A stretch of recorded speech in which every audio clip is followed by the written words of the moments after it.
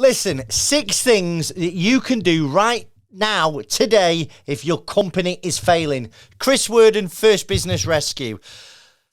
I'm making this video in August 2020. The world is falling in. Energy prices are going through the roof. Material costs are going up every week. Inflation is running ragged across the UK economy and it's hitting most sectors. So let me give you some tips today if your business is starting to struggle. Tip number 1. What is the actual problem? Have you found it? Have you found out? How bad is the problem? Now, I speak to a lot of directors who would just say, I'm really, really struggling. I'm like, well, what are you struggling with? There's small improvements and changes that can change the path of your business and get you out of the hole. Things I look at straight away is what you like at credit control. Who owes you the money? I know this sounds bad, but in small business and even in big business, those who scream loudest get paid quickest.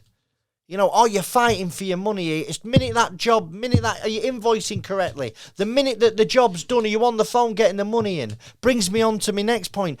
Are your payment terms too nice? Lots of businesses out there getting killed on cash flow. They've got good businesses, but they're waiting 60 days, 90 days, 120 days to get paid. And businesses can't stomach that at the moment. So if your payment terms are too generous, can you squeeze them down? If you're doing a good job for somebody, they don't want to lose you. They don't want your business to go under. Look at that type of thing. Another thing that people are sort of missing at the moment is everything's going up.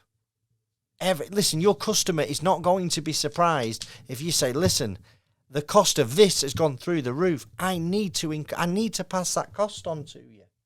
You've got to have those difficult conversations because you might not be charging enough. If you're busy, you're always busy, there's no money in the bank. That's one thing I'll be looking at is how are you pricing projects? How are you pricing your services? How are you pricing your stock? Do you need to make an increase? I know people are worried about making an increase in the cost, but the alternative is not an easy one to face. It's really important when you're looking at this stuff that you look at accurate information, not stuff that you think might be happening in your business. And the only way you can get accurate financial information is to have a system. Now, your accountant, you might not have an accountant that does monthly or quarterly management info. But if you use Xero, Sage, QuickBooks, there will be a tab on there where you can pull off a monthly profit and loss that's going to tell you a lot. Line by line, it's going to tell you what your business is doing, what's coming in and what's going out and what's left at the end. Now, it relies on you putting the accurate information in to start with. But I would strongly recommend that anyone watching this, small or big business, make sure you've got accurate information. Right, point 2. Where are you spending company money? What can be cut? What can be changed? I'm going to tell you now about my experience recently. I'm paying for drop boxes I don't use. I've got a call answering service I haven't used for 2 years. I've saved, I think, about £300 a month on company mobiles. My internet, I was able to make savings on my internet. Business rates, was able to split the office in 2. We got a rates assessor to come and look at the business, took business rates away from us completely. Little things that when you're busy and things are flying, it's easy to miss, really, really easy to miss. But what are you spending your money on? Listen, if you've got anything lying around that you don't use anymore, sell it. If you've got machinery you're not using anymore, you've got stock that's been sat there for ages, get it out the door. What are you waiting for? Made some notes here. Yeah, listen, here's one, and I hate doing this, but renegotiating with suppliers.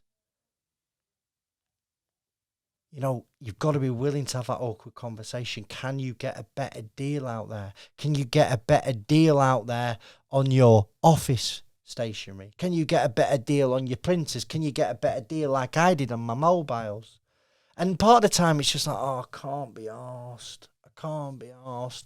The phone thing's going to save us £3,000 a year. It took 2 hours to sort out. It's £1,500 an hour. Not a bad hourly rate.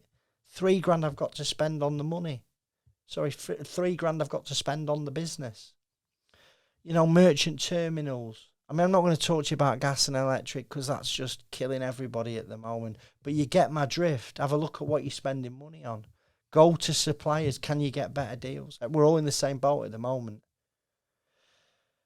This is a really tough one. Point number 3, do you need to let any staff go?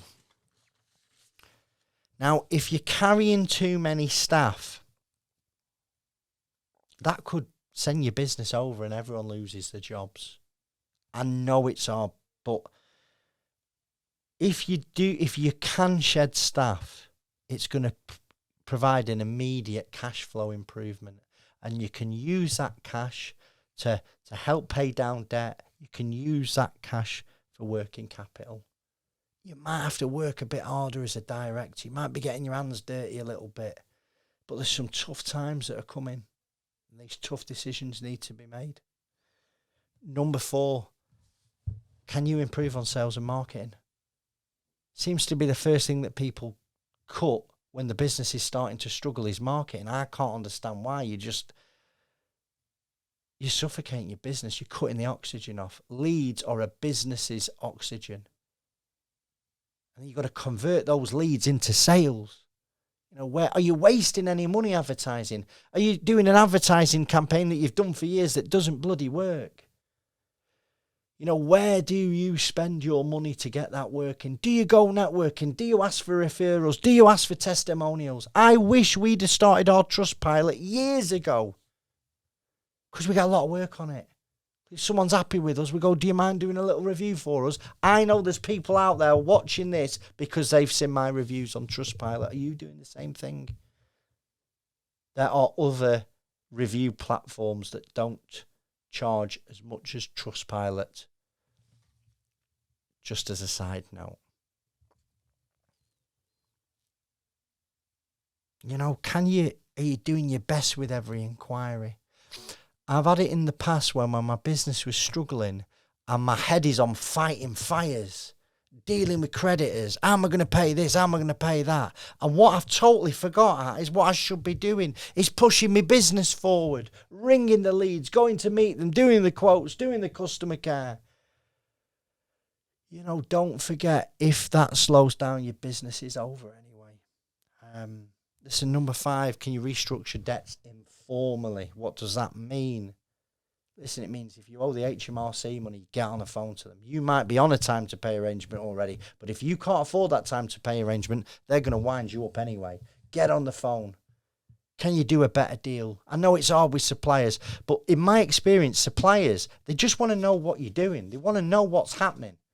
Because here's the reality, if you're a small business and you go into liquidation, these creditors get 0 in many cases.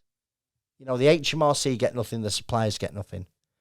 Now, with that in mind, they're not going to be happy, but they'll understand and they might give you better payment terms. Don't be put off. Pick the phone up. You can do it yourself. There are people who will charge you to negotiate. I don't think you need to do that. I need you to think you get on the phone to them, be honest with them, see if you can cut yourself a better deal. Listen, number 6, if none of this is working, or even if it is working, when you start to struggle to pay your bills, you've got to take some insolvency advice.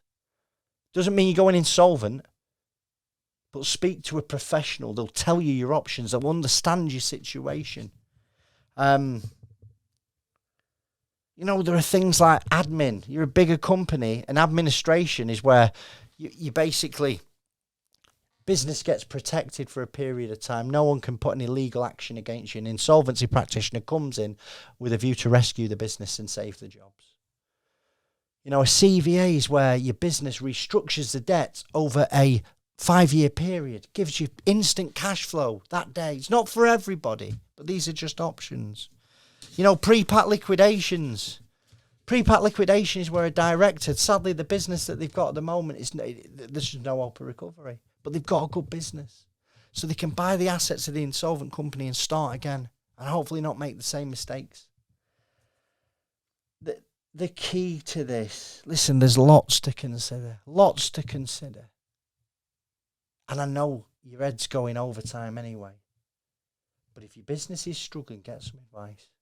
We offer free, independent, and impartial advice at First Business Rescue.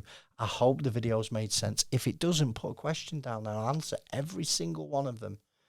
Hope you have a good day. God bless.